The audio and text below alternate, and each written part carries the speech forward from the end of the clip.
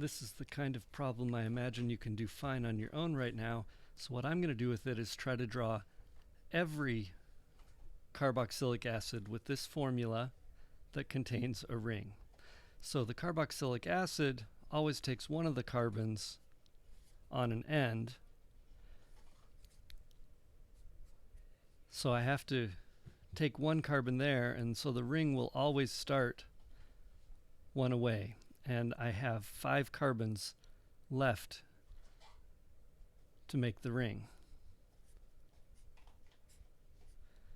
So there's a 5-membered ring. That's the only one with a cyclopentane ring.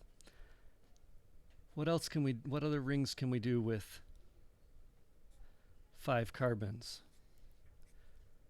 We can do a cyclobutane and then put 1 carbon off to the side. We can attach our carboxylic acid carbon to that, or we can put it to a different side, attach the carboxylic acid to the ring, and there's one more version.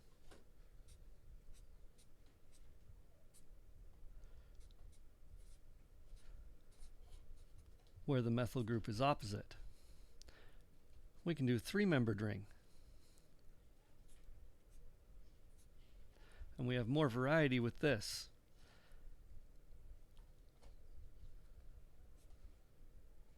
We can attach both to the same corner, and then we can attach our carboxylic acid to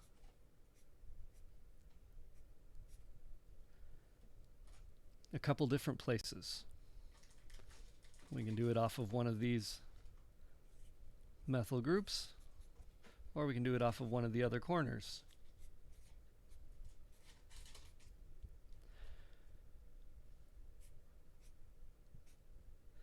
We can attach our methyl groups to 2 different corners. That gets our 5 carbons. Then we can attach the carboxylic acid off of one of those, or off of the 3rd corner.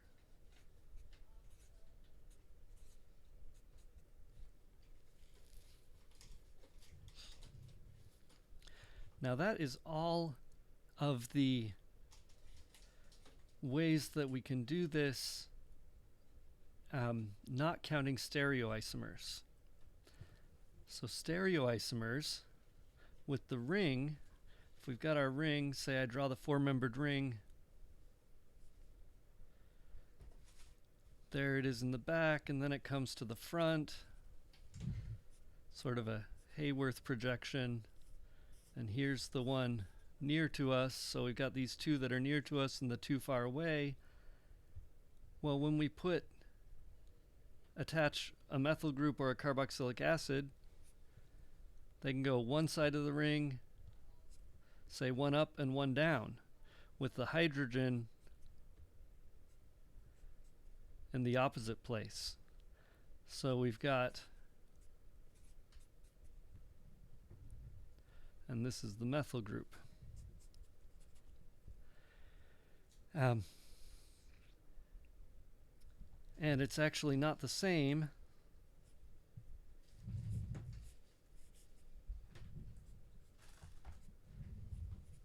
if we switch it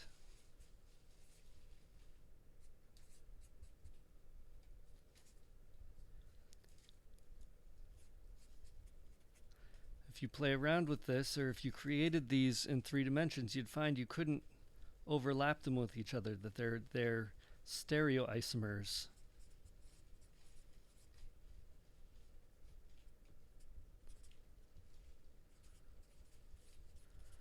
So in addition to all of these constitutional isomers that we've drawn up here, all 8 of them, we've got this one has 2 stereoisomers. This one has 2 stereoisomers. That's not a standard abbreviation for stereoisomer. This one does not have a stereoisomer. It doesn't have, if you check it, you'll find that it doesn't have any chiral centers in it. This one has a chiral center, so we can circle the chiral centers. This has a chiral center here because when you go this way around the ring, it's different from going this other way around the ring. I should go back here. This one does not have any chiral centers because going both ways around the ring are the same. But this one has 2 chiral centers. So I even left out another isomer. So it's good to do this exercise of identifying the chiral centers.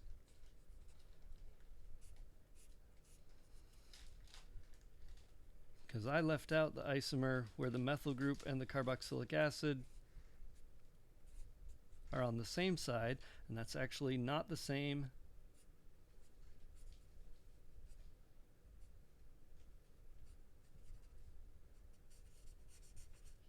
as if the methyl group and the carboxylic acid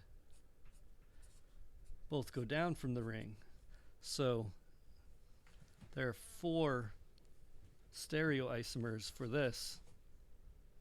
Cross out that 2, put 4.